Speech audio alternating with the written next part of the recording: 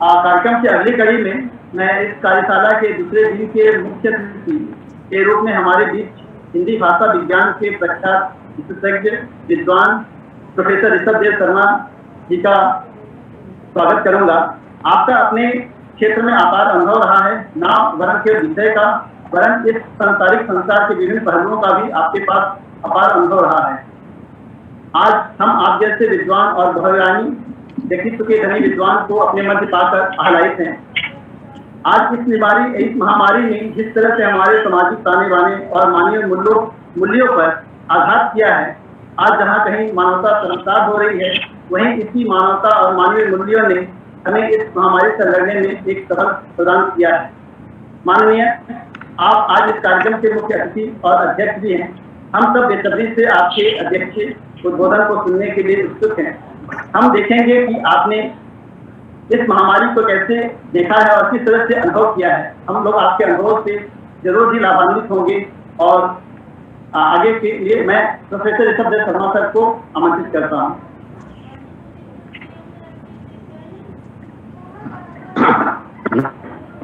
नमस्कार, धन्यवाद मित्र।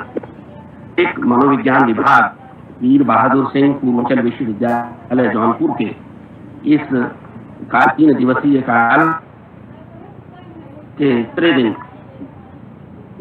के वास्तविक विद्वान शोध विद्यार्थियों, प्राध्यापक, वैज्ञानिकों भी को प्रकट करो और अत्यंत संकोच पूर्वक कि मैं शायद एक इस प्रकार की कार्यशाला की अध्यक्षता के लिए पात्र नहीं हूँ। पात्रता है तो वह कि हमारी बहन और इस विद्यालय कुलपति प्रोफेसर मेरे प्रति बहुत स्नेह की है। स्नेह से आज कोई पात्रता नहीं है। खैर, मैं औपचारिक रूप से आरंभ करूं, उससे पहले संचालक महोदय को यह पूरी तरह अधिकार देता हूं कि चूंकि अब 5:45 बज गए हैं, वे जिस क्षण चाहें मुझे कह दें कि ऋषभ आप हो जाइए, मैं उसी क्षण पूरा कर दूंगा अपने वक्तव्य को। लेकिन तय है वो तो निभानी आवश्यक है। नहीं सर आप बोलिए। इस आदरणीय प्रस्ताव और जिन्होंने सर आपको हम लोग पूरा सुने कि आप बोलिए सर। जी कहना चाह रहे हैं सर। आप लोगों का बड़प्पन है।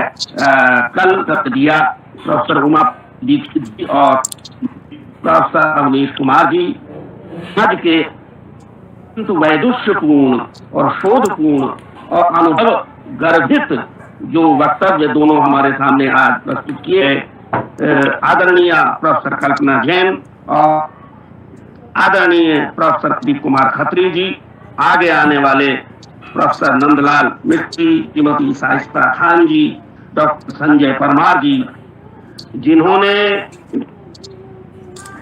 मुझे कुलपति महोदया के आदेश या निर्देश पर पकड़ करके यहाँ हमारी प्यारी की डॉक्टर जानकी श्रीवास्तव, डॉक्टर मनोज पांडे जी जो बहुत सुंदर संचालन कर रहे हैं, डॉक्टर अनु त्यागी जी और विशेष रूप से इस विभाग के अध्यक्ष प्रोफेसर अजय प्रताप सिंह जी तथा सभी उपस्थितों को प्रणाम करते हुए तो मैं अत्यंत संक्षेप में जो अध्यक्षीय दायित्व हो उसे निभा चाहूँ। अर्थात हमारे दो विद्वान वक्ता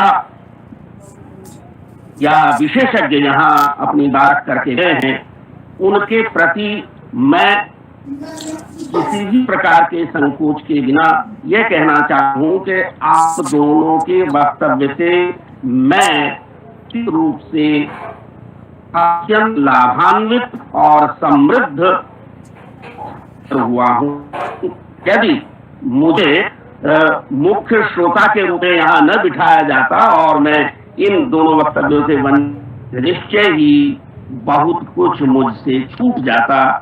आप दोनों की विद्वत्ता को, वैदुष्य को, विषय की गहराई को समझकर उसे अत्यंत सरल, सहज, संप्रेषणीय ढंग से विद्यार्थियों और शोधार्थियों को ध्यान में रखते हुए जिस तरह आपने प्रस्तुत किया है वह अनुकरणीय है। मैं तो ये कहूंगा कि अगर इसकी रिकॉर्डिंग को लोग बाद में देखें तो किसी मनोवैज्ञानिक विषय को किस प्रकार प्रस्तुत करना चाहिए, उसकी दो अलग अलग सुंदर शैलियां हम आप दोनों से सीख सकते हैं। तो धन्यवाद प्रोफेसर कल्पना जैन जी और धन्यवाद प्रोफेसर प्रदीप खत्री जी।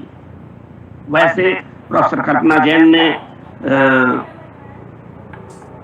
अपने प्रस्तुतिकरण के माध्यम से कोविड-19 के बच्चों के स्वास्थ्य पर पड़ रहे असर की चर्चा की।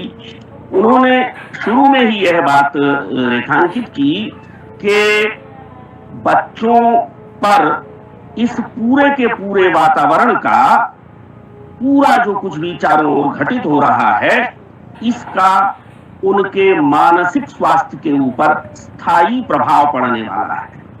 यह स्थायी प्रभाव मैं समझता हूं कि हमें और गहराई की जरूरत है कि जो आज बच्चा है, जिस तरह के आतंकपूर्ण, दहशत से भरे माहौल में इस महामारी से लड़ते हुए दुनिया को देख रहा है, इससे कल की दुनिया में आने वाले समय में उसका व्यवहार कैसा होगा, यह निश्चित रूप से इसके द्वारा निर्देशित होगा। तो यह जो स्थायी प्रभाव पड़ रहा है, इसमें उन्होंने बार बार कहा कि डर या दहशत या फियर का जो एक महत्वपूर्ण पहलू है, उससे लड़ना सिखाना बच्चों को बहुत जरूरी है। उन्होंने इसी के सिलसिले में ऊर्जा प्रबंधन की बात की। दोनों ने दो प्रकार के प्रबंधन की बात की है। डॉक्टर कल्पना ने जहां ऊर्जा के प्रबंधन की बात कही, वहीं प्रोफेसर खत्री ने समय के प्रबंधन की बात कही और अपने जो वैचारिकता है एक तरह से उसको खंगाल रखने की जरूरत उन्होंने बताई कि हम कभी आत्मविश्लेषण तो करके देखें कि हम जो इतनी सारी शिकायतें करते हैं और तमाम नकारात्मकता से भरे रहते हैं, इससे निकलने के लिए हमने अपने आप को विधेयात्मक बनाने के कितने प्रयास किए। तो मैं समझता हूं कि एक तरह से यह कार्यशाला हम सब के लिए अत्यंत प्रेरक है। इस रूप में प्रोफेसर कल्पना ने प्रतिबंधों और अनिश्चितता की बात कही। बच्चों की समस्या जो है वो ये है कि अगर अनिश्चितता में भी एक बार ये हो जाए कि फला तारीख से परीक्षाएं होंगी, नहीं, वह भी नहीं हो पा रहा है। हमें पता ही नहीं है कि कल क्या हो रहा है। आपको याद होगा कि अभी 2 दिन पहले सुप्रीम कोर्ट ने या शायद हाई कोर्ट ने किसी ने एक याचिका को यह कहकर रोक लिया है कि शायद 31 तारीख तक कुछ समझौता, कुछ निर्णय आ जाए मंत्रालय की तरफ से, उसके बाद हम परीक्षा संबंधी इस मसले पर विचार करें। यानी बड़ी अनिश्चितता है पूरे के पूरे माहौल में।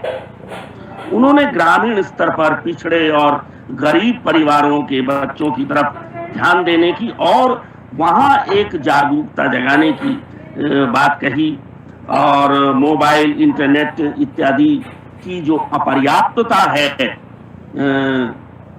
वह किस तरह से जो आपका ऑनलाइन शिक्षण है उसके लिए एक सीमा बन रही है। बहुत अच्छी बात मुझे उनकी लगी इन तमाम चीजों के साथ साथ कि उन्होंने आत्मसम्मान या सेल्फ एस्टीम वाले जो इशू हैं उसकी तरफ भी इशारा किया और साथ ही लड़कियों की आत्महत्या और बाल विवाह जैसी समस्याओं को भी रेखांकित किया। उन्होंने इधर बहुत सारी कहानियां हिंदी में या शायद दूसरी भाषाओं में भी आ रही होंगी, इस बीच आई हैं, जिनमें बच्चों में आक्रामक व्यवहार, बच्चों में ही नहीं बड़ों में भी, इस जो अज्ञातवास हमें जबरन झेलना पड़ रहा है, इसे हम चूंकि स्वीकार नहीं कर पाते तो हमारे भीतर आक्रामकता बढ़ती है। इस आक्रामकता को उन्होंने बहुत अच्छी तरह से रेखांकित भी किया और इसे चैनलाइज करने की, जो उन्होंने कहा कि बच्चों की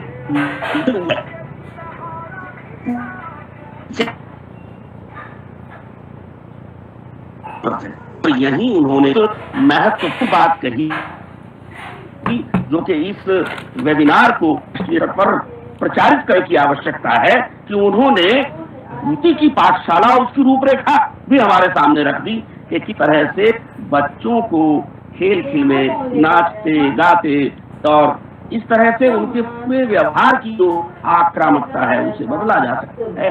मैं समझता हूँ कि एक अत्यंत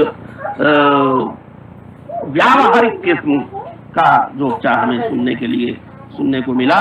उन्होंने यह भी बताया कि किस प्रकार से उनकी पाठशाला पर अभिभावकों की प्रतिक्रिया आई और एक चीज जो उन्होंने सब अभिभावकों और सब बड़ों से कही है, बच्चों के साथ बड़े बनकर मत रहिए, उनके स्तर पर जाकर रहिए, उनसे मित्रवत व्यवहार कीजिए तो आप उन्हें साथ लेकर चल सकेंगे।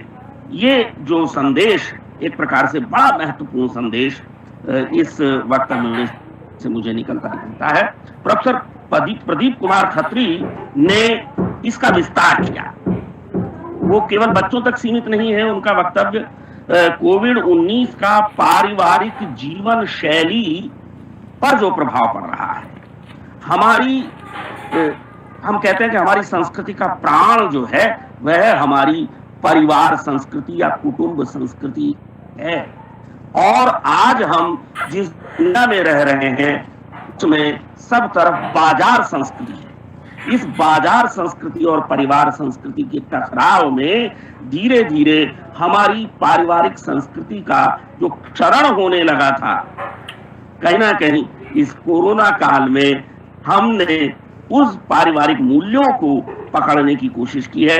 अत्यंत सकारात्मक उनका वक्तव्य प्रोफेसर खत्री का मैं कहूंगा रहा। उन्होंने वैसे भी इसके जो पॉजिटिव एस्पेक्ट है उसे और साथ ही आत्मचिंतन पर अंततः बल दिया। वैचारिक विवेचन और सीखना, उनकी बात वैचारिक विवेचन से शुरू हुई थी और बाद में वे इस बात पर पहुंचे कि हम सीखते क्या हैं, तो हमें निरंतर सीखते रहना है और इस सीखते रहने में भी हम एक तरह से नई ऊर्जा से संपन्न होते हैं। जैसा उन्होंने कहा कि हम से अनेक लोगों ने इसी बीच इस इंटरनेट का और वेबिनार का इस्तेमाल करना सीखा। मानसिक स्वास्थ्य और उसके विभिन्न पहलुओं की बड़ी सुंदर उन्होंने सहज शब्दों में व्याख्या की। समन्वय और असंतुलन कल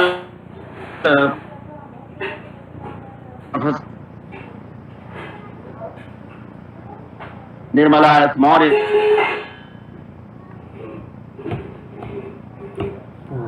प्रसाद जी को अपने ढंग मनोज की असंतुलन क्यों पैदा हुई और इसका उत्तर भी शुरू ही दे देती है कि ज्ञान कुछ ज्ञान है, क्यों इच्छा पूरी हो मन की, एक दूसरे से न मिल सके यह मन की।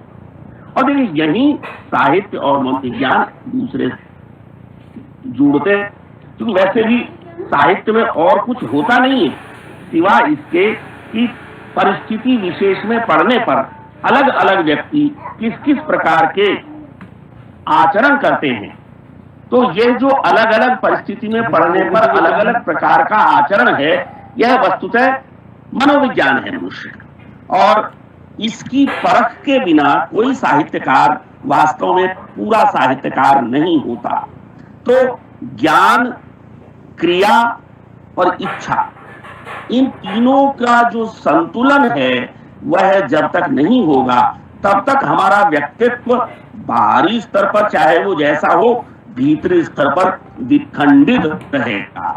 तो जो टूटा हुआ हमारा अंतर्मन होता है, शास्त्री ने इस तरफ इशारा किया कि मनोवय असंतुलन आने के कारण ये मनोविकार उत्पन्न होते हैं।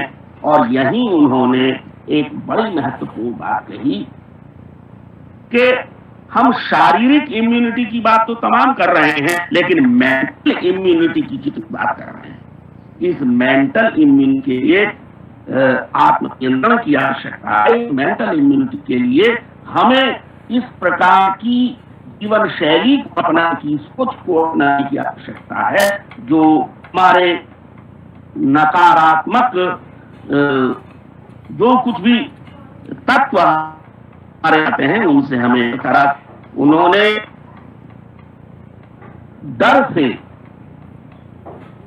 भागने की नहीं, लड़ने की बात कही, लेकिन ये लड़ाई अपनी सकारात्मक ऊर्जा के साथ उस डर की प्रकृति को समझ हमें लड़ाई ये बात पूरे के पूरे पिछले महीने से जो 2 लहरें आ जा चुकी हैं हमारे यहाँ कोविड की, उसकी कमजोरियों को, उसकी लड़ाई की कमजोरियों को, हमारी असफलताओं को भी समझने के लिए जरूरी है कि जब जब हमने केवल डर को अपने ऊपर हावी होने दिया तब तब हम असफल हुए, और जहां जहां हमने डर के साथ युद्ध ठाना वहां वहां हमने जीत कर दिखाया है। इस समय बहुत सारी चिंताएं हैं हमारे देश के सामने कोविड को लेकर के, लेकिन चूंकि यह सकारात्मक चिंतन, यह डर पर विजय प्राप्त करने की जो कामना है, जो जिजीविषा है,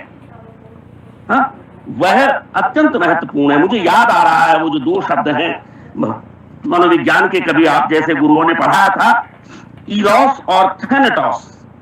आज की स्थिति ऐसी है कि हम इतना नकारात्मकता से चारों तरफ से घिर गए हैं कि लगता है मृत्यु की इच्छा बलवती होने लगती है।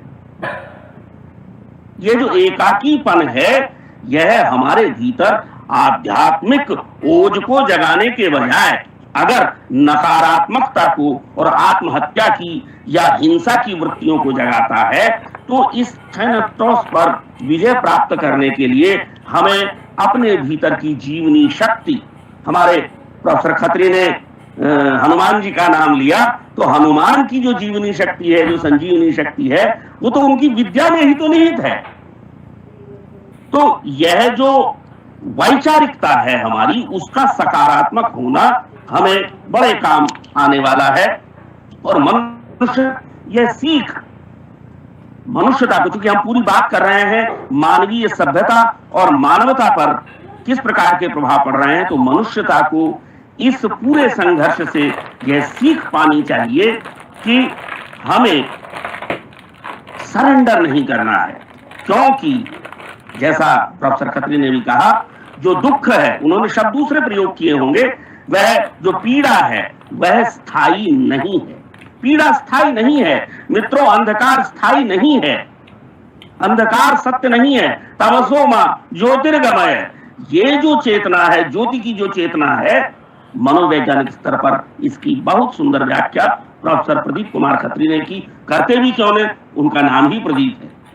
वे तो सूरज को भी दीपक दिखा दे, और यहां तो अंधकार, जो भय का अंधकार है, उसमें चेतना का दीप जलाने की बात है। और इसके लिए उन्होंने रेखांकित किया, बाद में प्रश्न का उत्तर देते हुए भी, कि अनुशासन बड़ा जरूरी है। हम अनुशासन भूल गए थे, और चूंकि हम अनुशासन भूल गए थे, तुम भूल गए पुरुषत्व मोह में कुछ सत्ता है नारी की, समरसता है आनंद बनी, समरसता है संबंध बनी, अधिकार और अधिकारी की। यह अनुशासन जब नहीं रहता है, तब विध्वंस होते हैं। बाहरी विध्वंस अपनी जगह है, हम भीतर से टूट जाते हैं। तो हमें भीतर से जोड़ कर रखने के लिए तरह तरह के अनुशासन की आवश्यकता है, जिसमें एक टाइम मैनेजमेंट पर उन्होंने विशेष बल दिया।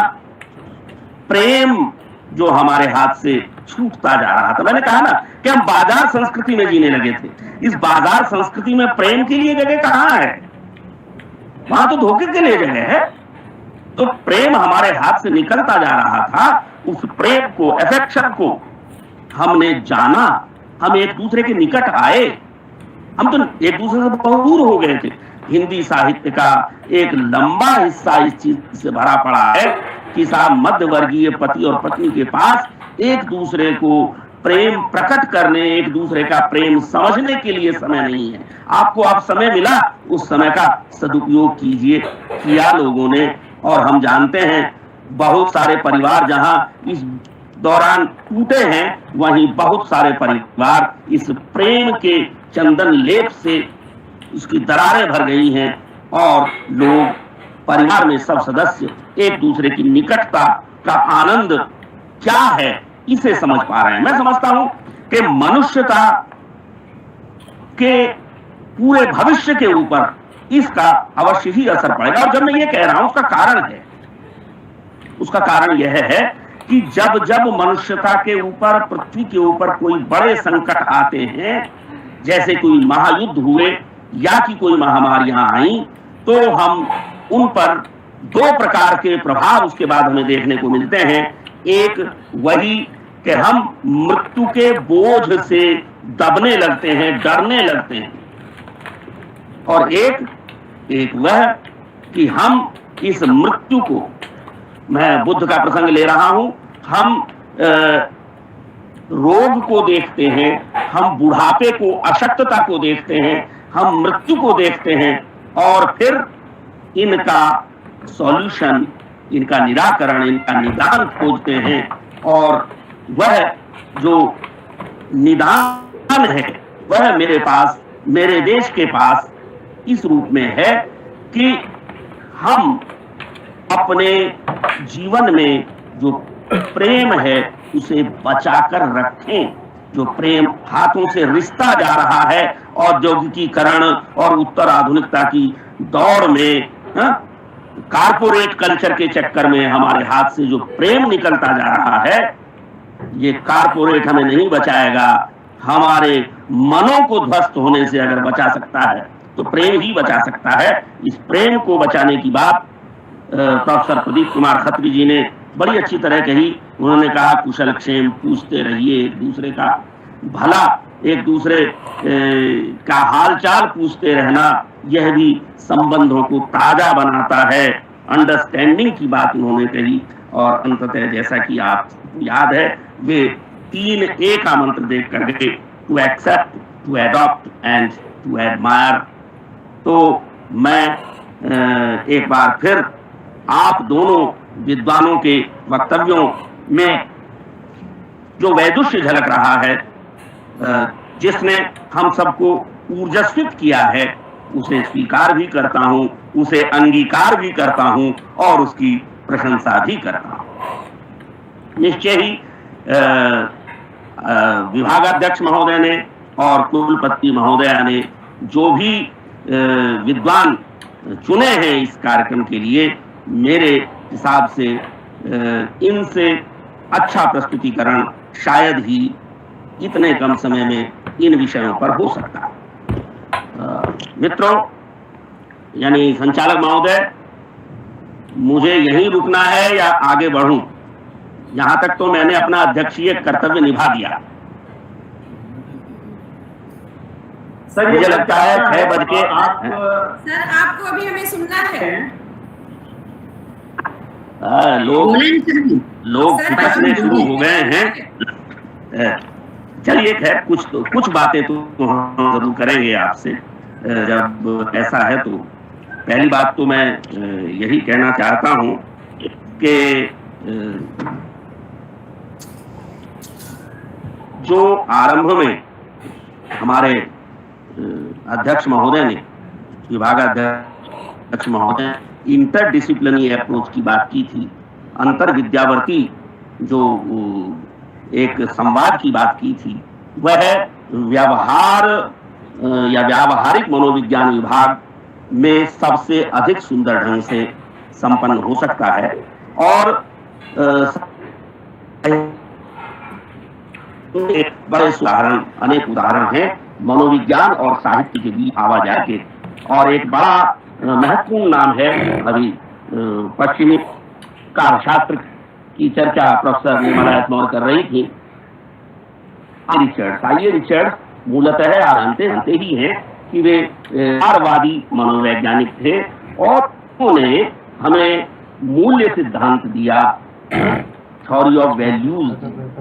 यह जो मूल्य सिद्धांत है वो उन्होंने जिन परिस्थितियों में जैसे दिया, लेकिन मैं कहना ये चाह रहा हूं कि आज भी व्यावहारिक मनोविज्ञान विभाग ने एक हमें जीवन को, कोरोना काल में अपनी जीवन शैली को, दृष्टिकोण को, अपने बच्चों के प्रति अपने दृष्टिकोण को हम किस प्रकार से मूल्यवान बना सकते हैं, इस संबंध में एक दृष्टिकोण प्रदान किया है।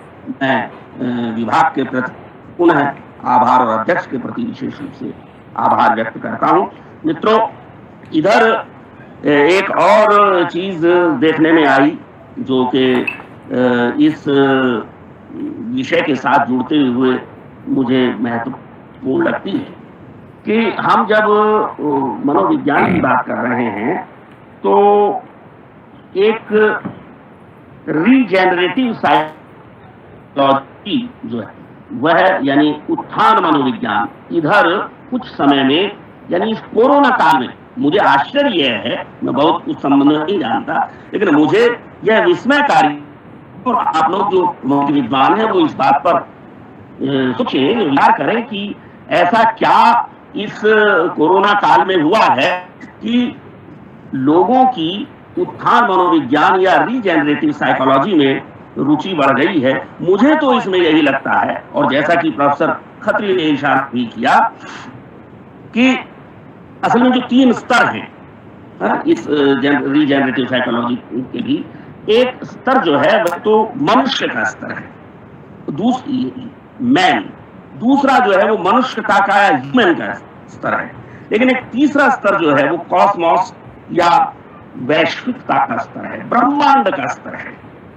इस कोरोना की विपदा में, इस कोरोना के निरंतर हुए त्रासद नाटक ने दुनिया को भी बना है कि ठीक है, इस व्यक्ति, इस पिंड की रक्षा करना बड़ा जरूरी है, लेकिन यह पिंड इस ब्रह्मांड के संदर्भ में ही सार्थक होता है, और जो ब्रह्मांडीय मनोविज्ञान है उसके साथ भी जुड़ने की बात उठती है, और यहीं से हमें वह मूल्य प्राप्त होता है जिसे हम कहते हैं परस्परोपग्रह जीवाणाम, कि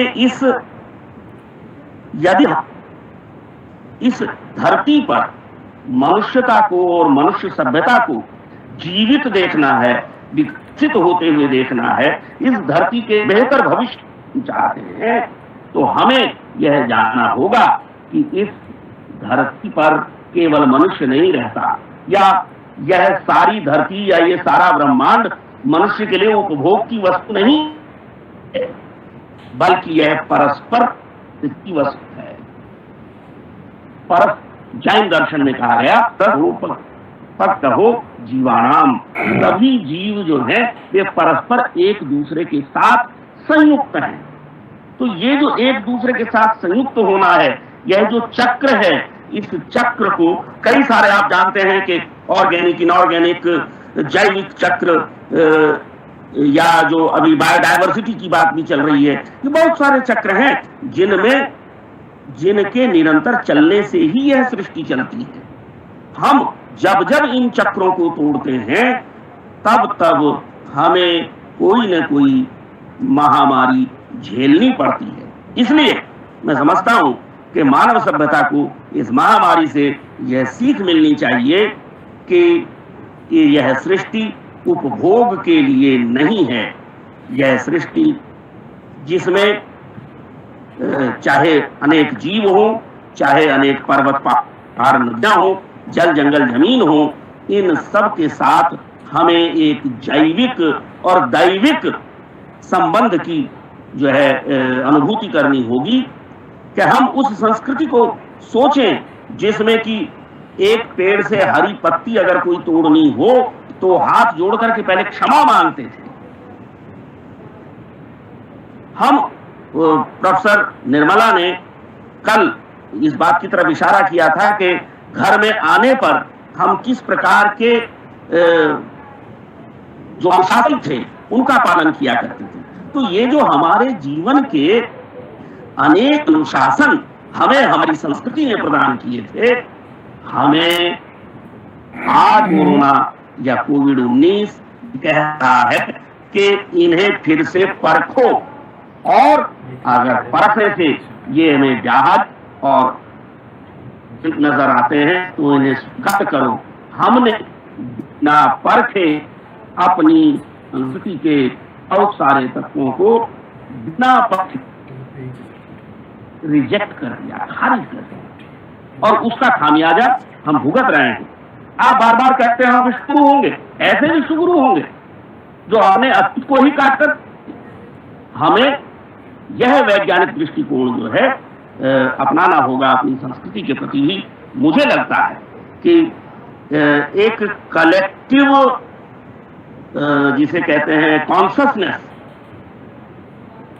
उसके स्तर पर कहीं ना कहीं धीरे धीरे हमारे युवाओं को इस समय कोरोना प्रभावित कर रहा होगा, और आने वाले 10-20 वर्षों बाद हम देखेंगे कि एक ऐसी पीढ़ी हमारे सामने आएगी जिसकी की जो उच्च अहम वाली विशेषताएं हैं वे उसके अंदर होंगी। यानी मैं याद आ रहा है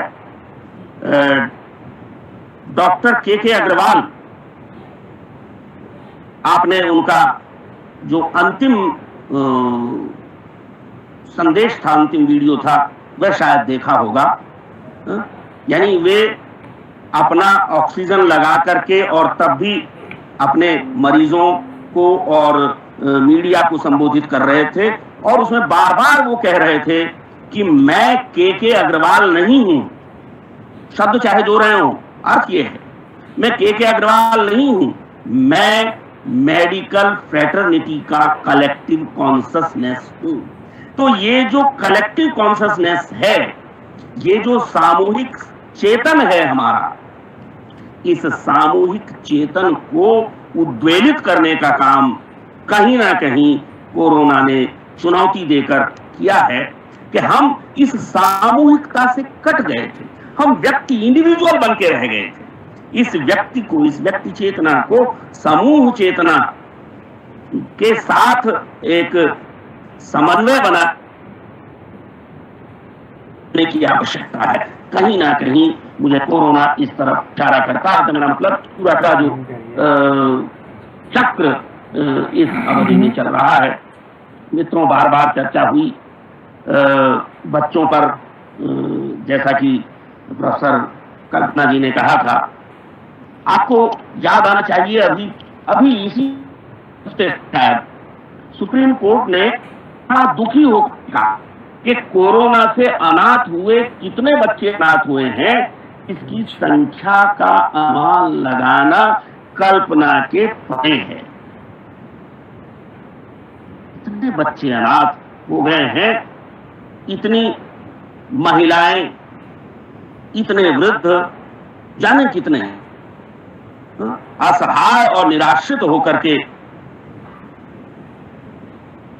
आगे आने वाली जो समस्याएं होंगी वे इनके पुनर्वास की तो होंगी ही, इनके मनोविज्ञान को नियंत्रित करने की, या कहें कि नियंत्रित करना शब्द शायद उचित नहीं होगा, चैनलाइज करने की जो आवश्यकता होगी।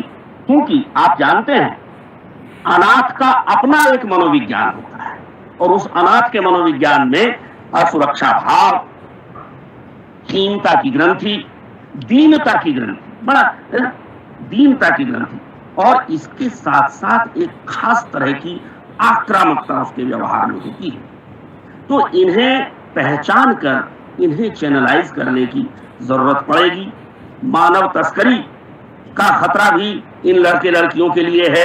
आपको याद होगा कि जैसे ही यह खबर उड़ी कि अनेक बच्चे जो हैं वो अनाथ हो रहे हैं, तो ट्विटर और फेसबुक पर उन्हें गोद लेने वालों की भीड़ अब इसमें कौन गोद लेने वाला जेन्युइन है और कौन जेन्युइन नहीं है, इसकी पहचान करना बड़ा मुश्किल है। उसके अपने फिर दूसरे पक्ष हैं, लेकिन यहाँ एक मनोविज्ञान वाला पक्ष मुझे दिखाई दे रहा है कि जो गोद लेने आ रहे हैं उसमें शायद दोनों तरह के लोग होंगे। वे भी जो पीड़ से नियंत्रित होते होंगे, वे भी जो अपने अहम की तुष्टि के लिए अपने आप को बड़ा परोपकारी दर्शाने के लिए यह करना चाहते होंगे, और वे भी जिनका सुपर ईगो जो है वह जगा हुआ होगा, जो वास्तव में करुणा से विगलित होकर इन बच्चों के भविष्य के लिए कुछ करना चाहते हैं। तो हमारे समाज को और उसकी मानसिकता को देखने परखने के लिए एक तरह तरह के पैमाने हमारे सामने इस कोरोना की चुनौती ने प्रस्तुत किए हैं। और यहाँ मुझे जब हम इन बच्चों की बात करते हैं, अनाथ हुए बच्चों की, तो इब्ने इंशा एक शायर हैं जो पाकिस्तान चले गए थे, उनकी एक कविता है बच्चा। उसमें 3 प्रश्न हैं जो बार बार आते हैं, लंबी सी नज्म है, जिसमें पहले वो सवाल उठाते हैं एक अनाथ बच्चे को लेकर के, ये बच्चा किसका बच्चा है, और फिर क्रमशः वे इस निर्णय पर पहुंचते हैं कि ये बच्चा मेरा बच्चा है। और जब ये मेरा बच्चा है कहने वाले सब लोग हो जाते हैं, तब तीसरा निष्कर्ष आता है, ये बच्चा सबका बच्चा है। तो ये जो कलेक्टिव कॉन्शसनेस में यह जो उदात्तता, यह जो औदार्य है, इसकी संभावनाएं भी निश्चित रूप से इस त्रासदी के गर्भ से ही जन्म ले रही हैं। मित्रों, इस बात को आगे बढ़ाते हुए मैं बड़े संक्षेप में एक सर्वे की चर्चा करना चाहूंगा जो लोकल सर्कल्स ने किया कि आज की तारीख में इस कोरोना काल में और इस लॉकडाउन के कारण या तालाबंदी और आइसोलेशन, बड़े भारी भारी से शब्द हैं, इन शब्दों को भी शायद बदलने की जरूरत होगी। जैसा प्रोफेसर खत्री कह रहे थे कि हमें पॉजिटिव ढंग से सोचने की जरूरत है, तो इन शब्दों का चरित्र अगर नकारात्मक हो गया है तो हमें इन शब्दों को भी बदलना होगा शायद। लेकिन खैर, फिलहाल यह कि इन हालात में इस सर्वे के अनुसार, जो लगभग शायद 8000 लोगों पर किया गया, अलग अलग शहरों में और गांवों में इस देश के, भारत के, 61% 61% लोग दुखी और गुस्से में। कोरोना और लॉकडाउन से ये लोग अवसाद में जी रहे लोगों में चिंता और उदासी 23% में पाई गई। देशव्यापी दहशत के इस दौर में, जबकि अस्पतालों, दवाओं, ऑक्सीजन और बिस्तर ही नहीं, कफन, दफन, चिता और चिता के लिए लकड़ी और चिता के लिए जगह तक का अभाव जो है, एक नकारात्मक वातावरण पूरा का पूरा जो चल रहा है आज का मानव, उस स्थिति में 20% युवा अपने आप को परेशान और गुस्से में पाते हैं। और 10%, मित्रों, ये बड़ा महत्वपूर्ण है, अगर किसी देश 10% लोग बहुत गुस्सा में हो, एक तो है गुस्सा, 20% गुस्से में है, 10% लोग बहुत ज्यादा गुस्से में अपने आप को मान रहे हैं, तो इसका अर्थ यह है कि हालात बहुत चिंताजनक हैं। इसके बीच भी कुछ ऐसे बुद्ध हैं जो बड़े शांत हैं, ये 7% हैं। अब ये 7% का जो विखंडन है वो कैसे होगा, ये बाद की बात है। लेकिन फिर से एक चिंताजनक बात है कि आशावादी दृष्टिकोण केवल 28% लोगों ने दिखाया, यानी कोरोना का जो मानव मन पर, भारतीय मानव मन पर प्रभाव पड़ रहा है, वह अत्यंत क्रोधपूर्ण, अवसादपूर्ण और निराशा को जताने वाला है। इन स्थितियों से बाहर निकालने के लिए निश्चय ही हमें डॉक्टर कल्पना जैन और डॉक्टर प्रदीप खत्री जैसे आशावादी, जागरूक मनोवैज्ञानिकों की आवश्यकता है। एक चीज जिसकी तरफ शायद जानबूझ करके इशारा नहीं किया गया वह है कि युवा वर्ग में जिनके बहुत सारे लोगों के या तो रोजगार छूट गए हैं या जो घर से काम कर रहे हैं और तरह तरह की खीज और उकताहट उनके भीतर भर रही है और इसका उनके दाम्पत्य संबंधों पर, काम संबंधों पर, प्रेम संबंधों पर विपरीत प्रभाव पड़ रहा है और यह चिंता की बात है। बच्चे और किशोरों में परीक्षा के तनाव की बात कही ही है। मैंने कुछ एनबीटी, हाँ एक और चीज है कि इस सब के बीच जो भारत सरकार ने महामारी आर्थिक राहत पैकेज दिए हैं वे निश्चय ही कुछ लोगों को राहत पहुंचा रहे हैं, लेकिन शायद वह बहुत अपर्याप्त है। एनबीटी ने आप लोगों के लिए, कई मित्रों के लिए यह सूचना बड़ी रोचक हो सकती है कि ये कोरोना अध्ययन श्रृंखला चलाई है महामारी का मानसिक सामाजिक प्रभाव और उससे कैसे निपटें, और इसके कई में इसके जो परिणाम हैं वे आ रहे हैं, प्रकाशित हो रहे हैं। इसमें जैसे कि छात्रों के संबंध में चिंता, तनाव, अनिश्चितता, घबराहट, इन सारी बातों की चर्चा करते हुए कहा गया, जैसा कि डॉक्टर कल्पना जी ने भी कहा था कि उन्हें नए कौशलों से जोड़ा जाए। बच्चे अगर नए कौशलों की तरफ आकृष्ट होंगे तो वे इन मनोवैज्ञानिक जो असामान्यताएं उनके व्यवहार में पैदा हो सकती हैं उससे बच सकेंगे।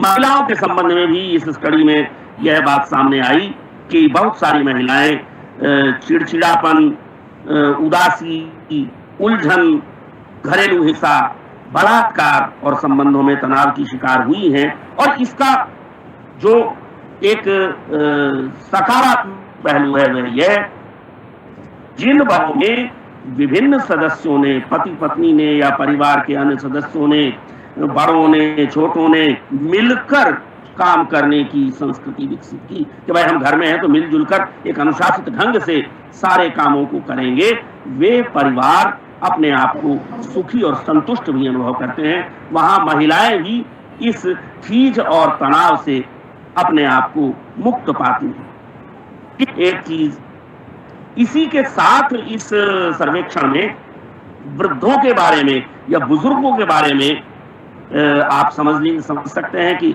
जाने कितने बुजुर्ग जो हैं रोज असहाय हो रहे हैं। इस बीच पहली लहर में तो बुजुर्ग मरे, दूसरी लहर में बुजुर्ग असहाय हो रहे हैं क्योंकि युवा मर रहे हैं और पता नहीं तीसरी लहर क्या करेगी, वो किसे मारेगी। न मारे सबसे अच्छा तो यही हो। लेकिन इन बुजुर्गों के संबंध में एक दृष्टिकोण पैदा करने की बात यह रिपोर्ट कहती है एनबीटी की कि बुजुर्गों को एक पारिवारिक परामर्शदाता की भूमिका देने की आवश्यकता है।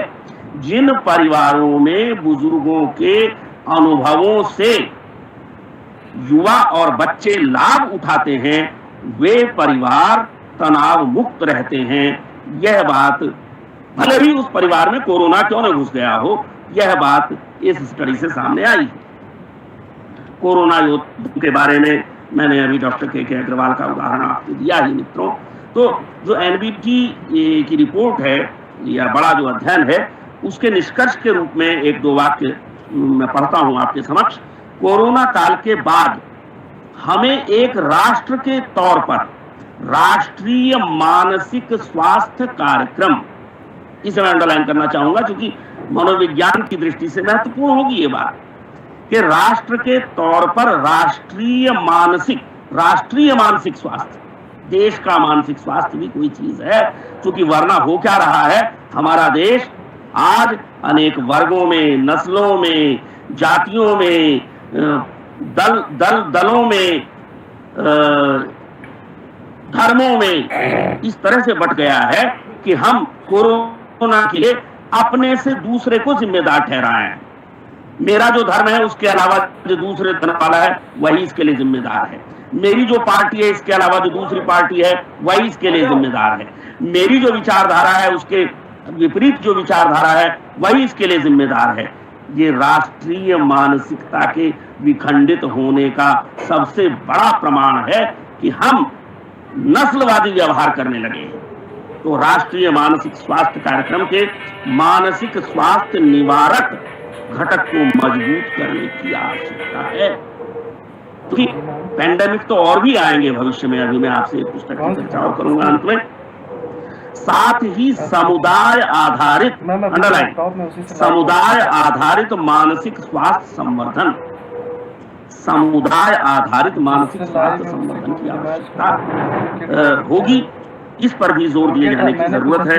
कोरोना महामारी के बाद मनोवैज्ञानिक लचीलापन बेहद जरूरी होगा, ऐसा उसका निष्कर्ष है, ताकि मुश्किलों के लिए खुद को ढालना हम सीख सकें, जिसे प्रोफेसर खत्री ने कहा कि हमें एडॉप्ट करना होगा कि भैया ये तो महामारियां विश्वमारियां रहनी ही है, हम इनके साथ जीना सीख लें।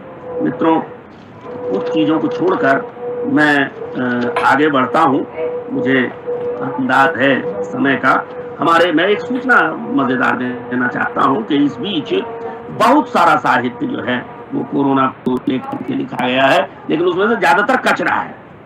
उसमें साहित्य जैसा कुछ खास है नहीं, केवल कोरोना की माला जपते हैं। लेकिन कुछ बहुत अच्छी कहानियां इधर आई हैं। हमारे हैदराबाद में एक गायनिकोलॉजिस्ट हैं, बड़ी सीनियर गायनिकोलॉजिस्ट, उनका नाम है डॉक्टर संगीता झा। उनकी कहानियां आई हैं कोरोना के मनोविज्ञान से संबंधित, और यदि उन्हें केस स्टडी की तरह लेकर के उन पर कोई अध्ययन आगे किया जाए तो बड़े काम की चीज हो सकती है। मोहब्बत हुई हमें, सामने वाली खिड़की, वो और मैं, कमला का कोरोना, कोरोना पुत्र, कोरोना कायपलट आदि, उन पर चर्चा की अभी गुंजाइश नहीं है। कभी फिर कोई मौका मिलेगा तो उस पर चर्चा करेंगे। हाँ, मैं कह रहा था कि इस बीच एक किताब आप सबको ध्यान होगा आई है, मुझे उम्मीद है ये बड़ी उपयोगी होगी मनोविज्ञान की दृष्टि से। स्टीवन टेलर की किताब आई है, the psychology of pandemics, preparing for the next global outbreak of infectious diseases. तो मनोवैज्ञानिक लोग दुनिया भर में केवल इस कोरोना का उपयोग इसलिए भी करना चाहते हैं कि हम भविष्य में यदि कोई पैंडेमिक आती है, इन्फेक्शियस डिजीज आती है, तो मनुष्यता के तौर पर उसका सामना किस प्रकार से कर सकते हैं। इस दृष्टि से मैं समझता हूं कि यह जो हमारा आयोजन है यह भी कम महत्वपूर्ण नहीं है। मित्रों, फिर से कुछ चीजें छोड़ के आगे बढ़ता हूं। छोटे छोटे कुछ अंश आपके लिए दूंगा, क्योंकि कल प्रोफेसर निर्मला एस मौर्य ने मेरे एक दोहे की चर्चा आपसे की थी। आपको मालूम होगा मनुष्यता का कितना क्षरण हो रहा है, कि मनुष्यता का बड़ा उत्थान भी हो रहा है। लोग हैं जो अपनी जान पर खेल करके लोगों की जान बचा रहे हैं। तमाम कोरोना योद्धा हैं, लेकिन हैं जो कोरोना पेशेंट के जेवर और उनकी जेबें सब तलाश लेते हैं। और यही नहीं, ऐसा एक समाचार मिला, शायद बड़ौत या बागपत कोई जगह है उसके आसपास, जहां एक व्यापारी पूरा का पूरा एक ऐसा व्यवसाय चलाता है कि उसने कुछ लड़के इस काम पर नियुक्त किए हुए कि वे जाकर के श्मशानों से, कब्रिस्तानों से जो कब्र के कफन होते हैं, जो अर्थी पर बंधे हुए कपड़े होते हैं, उनको खींच लाएं, चुरा लाएं और उन्हें वह बाकायदा धो करके, प्रेस करके, इस्त्री करके और उनके ऊपर किसी मिल का लेबल चिपका करके उसे फिर बाजार में बेचता है। तो ऐसा एक व्यक्ति नहीं, शायद ये भी पूरा का पूरा माफिया और पूरा स्कैंडल हो। दो पंक्तियां इसी संदर्भ में उस चित्र को लेकर के थी जो प्रोफेसर निर्मला जी ने कल जिसका उल्लेख किया कि कुत्ते पहरा दे रहे, किस तरह से बदल गया है व्यवहार। मनुष्य का व्यवहार कैसा हो गया और कुत्ते क्या कर रहे हैं। कुत्ते कितने वफादार हैं। कुत्ते पहरा दे रहे, रखते शव का ध्यान।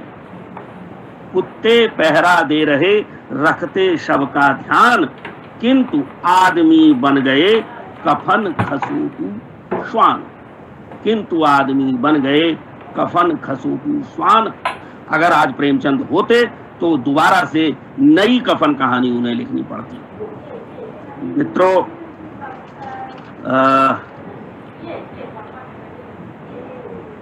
मैं आपसे चर्चा कर रहा था, यहाँ मैं बस 1 मिनट या आधे मिनट में अपनी बात समाप्त कर दूंगा। मैं आपसे चर्चा कर रहा था कि मृत्यु की इच्छा और जिजीविषा के बीच एक भारी संघर्ष होता है। तो इसी चीज को लेकर के 2 छोटे छोटे कवितांश मैं आपके सामने अपने प्रस्तुत करता हूं। एक है कि जादू की किताब से निकलकर गले में घुस गया है जिन लोगों को कोरोना हुआ हो, और ईश्वर की कृपा से और डॉक्टरों की कृपा से, कोरोना योद्धाओं की कृपा से और अपने दृढ़ मानसिकता के बल पर वे इससे बाहर नहीं हो, वे इसे थोड़ा बहुत महसूस कर सकते हैं। मुझे टीका लग गया था इसलिए कोरोना हुआ, लेकिन बहुत गंभीर नहीं हुआ, अभी जल्दी ही उससे बाहर आया हूं। तो जादू की किताब से निकलकर गले में घुस गया है चमगादड़ के पंखों वाला कौवा। ध्यान दें, चमगादड़ कहां इशारा है। जादू की किताब से निकलकर गले में घुस गया है चमगादड़ के पंखों वाला कौवा। सोख रहा है सारी प्राणवायु, ऑक्सीजन सोख रहा है सारी प्राणवायु। मैं तुम्हें पुकारता हूं। तो क्या होता है, जादू की किताब से निकलकर गले में घुस गया है चमगादड़ के पंखों वाला कौवा, सोख रहा है वायु, मैं तुम्हें पुकारता हूं, कांव कांव। और अंत यह कि ये है वो थेनेटोस आकर के गले में गया है, लेकिन हमें अपने यौस के बल पर, अपनी जीशा के बल पर जीतना है। केवल 2.5 पंक्तियों की एक छोटी सी कविता के साथ अपनी बात पूरी करूंगा और मैं कामना करूंगा कि यथाशीघ्र इस देश में, क्या पूरे विश्व में, जहां कहीं भी कोई कोविड-19 का रोगी है, मरीज है, वह यथाशीघ्र स्वस्थ हो जाए। और कहते हैं कि सर्वे भवन्तु सुखिनः, सर्वे सन्तु निरामया, सर्वे भद्राणि पश्यन्तु मा कश्चित् दुःखभाग् भवेत्। कि खेलने आखेट उतरी मौत है। ध्यान दें, खेलने आखेट उतरी मौत है, पर छका कर ही गिरेगा प्राण का हिरना। खेलने आखेट उतरी मौत है, पर छका कर ही गिरेगा प्राण का हिरना। आपके प्राण का हिरण हिरण्यमय हो और निरंतर निरंतर निरंतर दौड़ता रहे, छलांगे भरता रहे। इसी शुभकामना के साथ मित्रों, आपको बहुत बहुत बहुत धन्यवाद, प्रणाम, नमस्कार।